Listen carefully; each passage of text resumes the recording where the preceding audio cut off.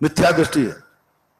उन अज्ञानियों को मैं चेता रहा हूं, तुम वे दोगले हो जो मेरे आचार्य श्री को कौन कह रहा है, शांतिलाल बड़जात्या कौन कह रहा है, जो शांति सागर को सेकंड करने के लिए ताकत लगा रहे थे कि शांति सागर प्रथमाचार्य नहीं हो सकते। शांति सागर के विरोध में जहां पत्रिकाएं लिखी, लेक्चर दिए, जनता को भड़काया, आज वही शांति सागर की पार्टी में शामिल होकर के हम शांति सागर भक्तों के वोट बटोरना चाहते हैं। जब तक सुधा सागर जिंदा है ये नहीं होने देगा।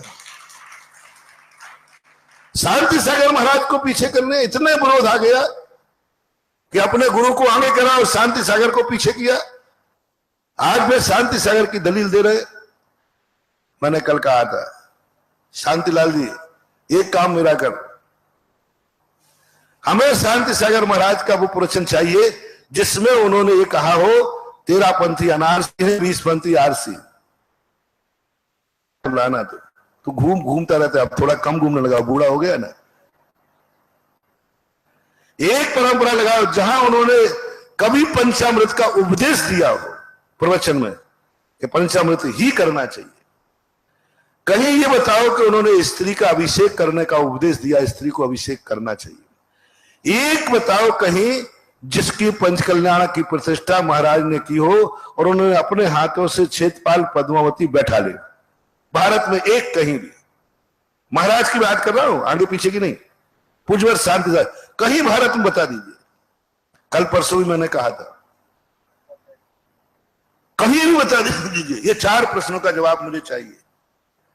कहीं उपदेश, क्योंकि दूसरे उपदेश उनके समकालीन किसी लेखक ने लिखा हो कि महाराज ने आज पंचामृत, स्त्री अभिषेक और क्षेत्रपाल पद्मावती की स्थापना के ऊपर प्रवचन दिया। कहीं पेपर, उनके समय का पेपर, उनके समय की कोई पुस्तक, उनके समय का लिखा हुआ कोई ग्रंथ हो तो बता दीजिए।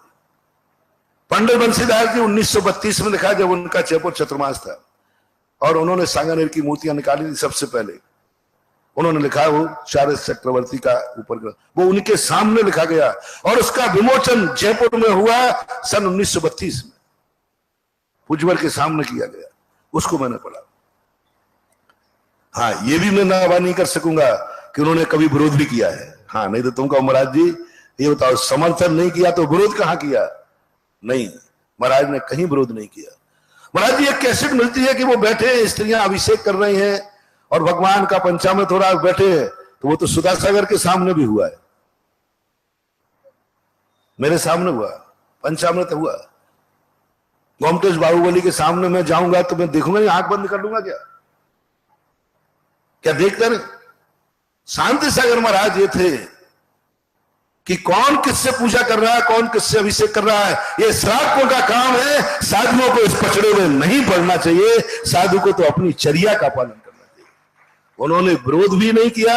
उन्होंने कहा भैया तुम्हारी जो परंपरा चल रही है तुम चलाओ, मुझे इस झगड़े में पड़ने की कोई जरूरत नहीं है। राजस्थान में भी आए हैं, एक बता दो कहीं कोई विवाद हुआ हो?